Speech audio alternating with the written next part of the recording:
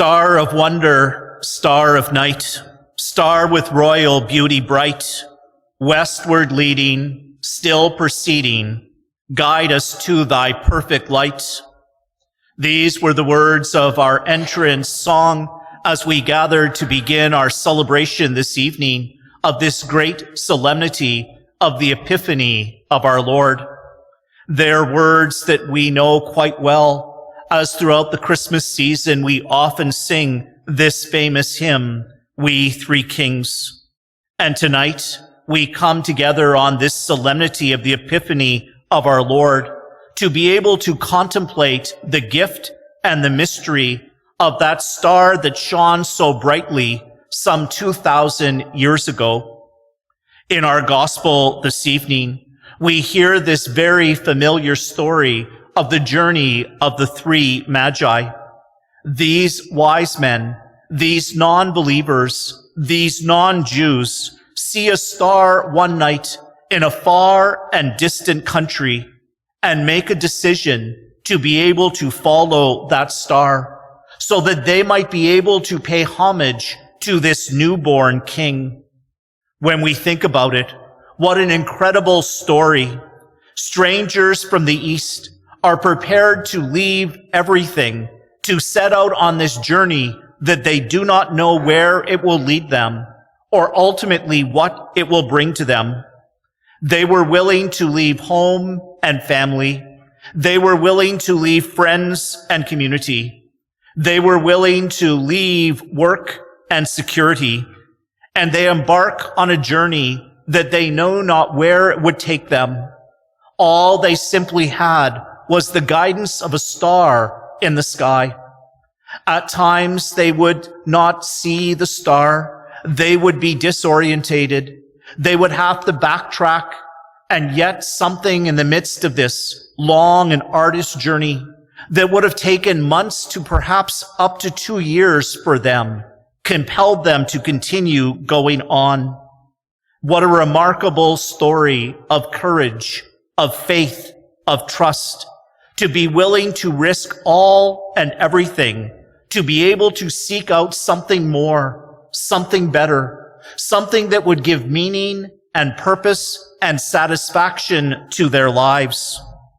But as we gather tonight to celebrate this solemnity of the Epiphany, one of the risks that we have is that we simply come together and remember an experience that happened some 2,000 years ago. We simply remember this journey of the Magi. We may even marvel in awe about it, but we see it as simply something that happened historically long ago. And while it is true that the original journey of the Magi did happen long ago, the meaning and the importance of this solemnity is something that continues to resonate in our hearts and our lives today. On this great solemnity of the Epiphany of our Lord, we are called not only to remember the journey of the Magi, but we are also then called to make their journey our journey, that we too are called to be able to follow that star that also leads us to Emmanuel, God with us. We are called not only, though, to follow the star like the Magi, but then, like the Magi, once we have come to know, to see, and to love the Lord in our lives, we then in turn are called to be a star for others, leading them to the good news of Jesus Christ. Ultimately, when we consider the role that the star played in the journey of the Magi, we recognize that the star was not the end, but it was the means. The star was not the gift, but it was to lead them to the gift. And that God used this instrument to be able to convey his love, to convey his kindness, to convey his mercy towards these Magi, so that they might come to know, to love, and to be able to serve him. And so we are called to reflect upon the gift of this star. The star not just of the Magi, but the star or the stars that have been given to each and every one of us in the midst of our own journey of faith. Well, we perhaps have not had to leave a distant country and follow a path completely unknown to be able to come to know and to experience the providence and the love of God in our lives. Nonetheless, each of us has our own journey of faith. And if we take a step back and reflect upon our journey of faith, we recognize that oftentimes there are stars that have helped guide us in our journey. These stars are not so much things in the sky, but they are people, events, and situations in our daily life that have helped us to come to and encounter the Lord in a new way, or perhaps for the first time.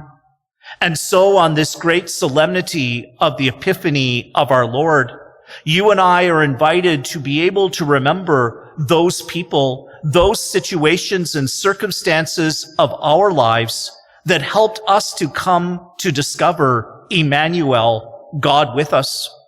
And as we recognize those stars in our journey of faith, we are called today and this week to be able to take some time to be able to give thanks to God for those people, those places, those events that he put into our lives that helped us to be able to deepen our faith and to come to know, to love, and to serve him.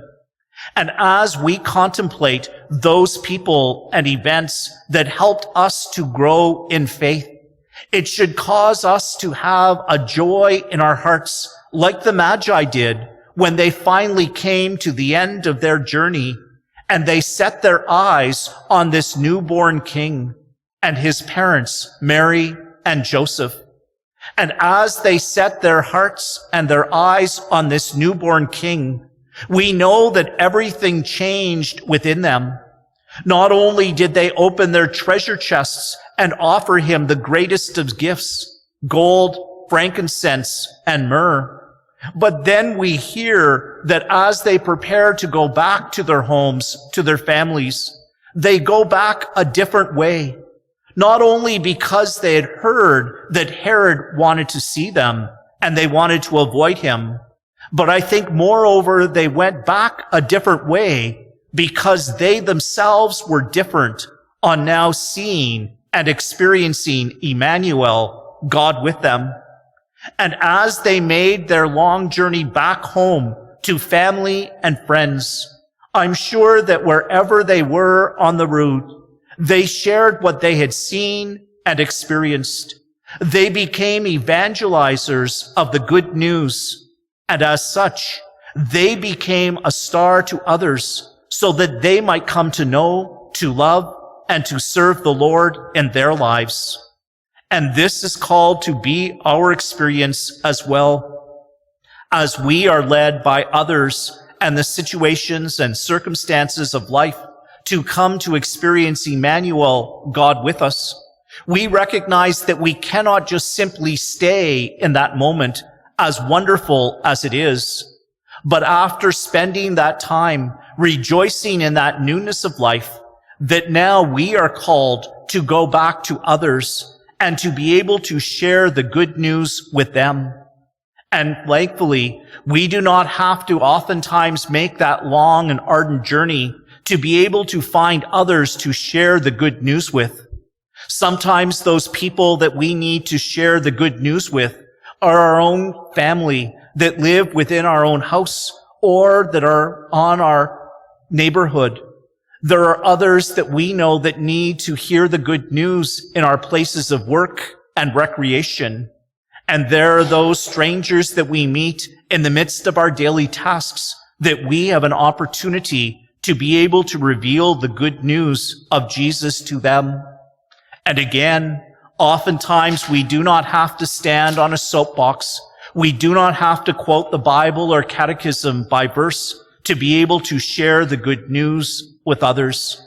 But moreover, we must be those living examples of faith by our words and our deeds, our actions and our attitudes, reveal to others how it is that Jesus has touched our hearts and our lives. And then as we live the good news through our words and our deeds, our actions and our attitudes, then we can be those living examples, those living stars to others. And so as we come together in the midst of this Christmas season, celebrating the good news of Emmanuel, God with us, we are called to recognize that the journey of the Magi long ago is also called to be our journey today and every day, that we are to continue to follow that star day by day that leads us to Emmanuel, God with us. And we are called to be that star for others so that they might experience Emmanuel. Star of wonder, star of night, star with royal beauty bright, westward leading, still proceeding, guide us to thy perfect light.